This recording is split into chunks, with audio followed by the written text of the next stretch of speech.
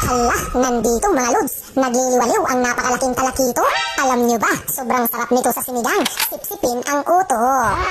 Agay tuso. Grabe, sobrang lakas mga lods. Hindi ko mapigilan, nagpupumiglas talaga. Ayun, nakabitaw na nga. Ang akala ko pa naman, nakajakpat na. Hindi bale, babawi ako ngayon mga lods. Dito sa kailaliman ng mundo. At mayroon naman agad akong namataan. Paniguradong masarap ito.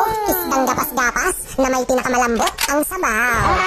Agay tuso. Ano, nakikita niyo naman mga lods, hindi talaga tayo uuwing luhaan. Sobrang ganda na naman kasi ng spot ngayon na nalubugan. Kaya naman, ang mahiwagang shout out mula dito sa Sika TV ay para sa'yo. Idol RD Gialoni from Balanga, Bataan. Mga lods, ngayon naman, patuloy nyo akong samahan at pagmasdan dahil ang mga corals dito sa spot naggagandahan. Kaya naman, itong napakalapad na kulamperos, ginawang tambayan. Agay tuso. Grabe, manilaw-nilaw pa mga lods. Ang kulay, panigurado, matutuwa mamaya ang mga tao pagka-uwi sa bahay. Sa sobrang taba kasi nito sa inihaw, nakakawala ng tamlay.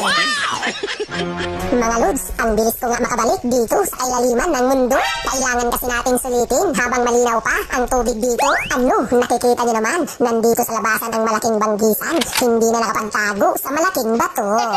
Agay tuso.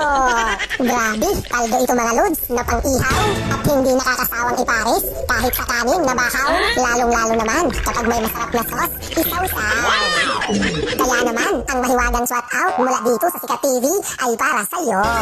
Idol Bebe Dalache from Imlang, North Cotabato. Mga lods, may masikip na kuweba na naman nandito sa ilalim ng malaking corals. Silipin ko at busisiin, baka may masarap din na nagkukubli. Agay tuso. Ang napakalapad at nangingitim na ketong mga lods. Ano, nakikita niyo naman, talagang masarap ito sa sinigang at paniguradong anlihigop dahil mapait ang sabaw. Ngayon naman mga lods, magpatuloy pa tayo sa pagsisid dito sa kailaliman ng mundo. Grabe, nandito uli ang isdang gapas-gapas, nag-aabang, panglapad pa, pangdagdag sa pang-ulam. Agay tuso. Tunay talaga na maganda ang spot na nalubugan natin ngayong gabi mga lods.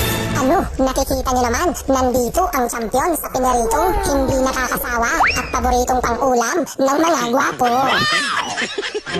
Mga lods, medyo malabo na ang tubig ngayon dito sa spot. Ayan, mabuti na lang pagdating dito sa kailaliman ng mundo, mas malinaw pala. Kitang-kita tuloy natin itong dalawang Finding Nemo. Ang ganda ng kulay, naglalaro sa kanilang bahay. Silipin ko rin sa kabila dahil may masikip na kuweba. Naku, paborito nga itong pagtaguan ng mga masasarap na pang-ulam. Agay tuso. Ang malapad na talagbagong mga lods. Tamang-tama ito mamaya sa tinola, lagyan ng tanglad at alugbate.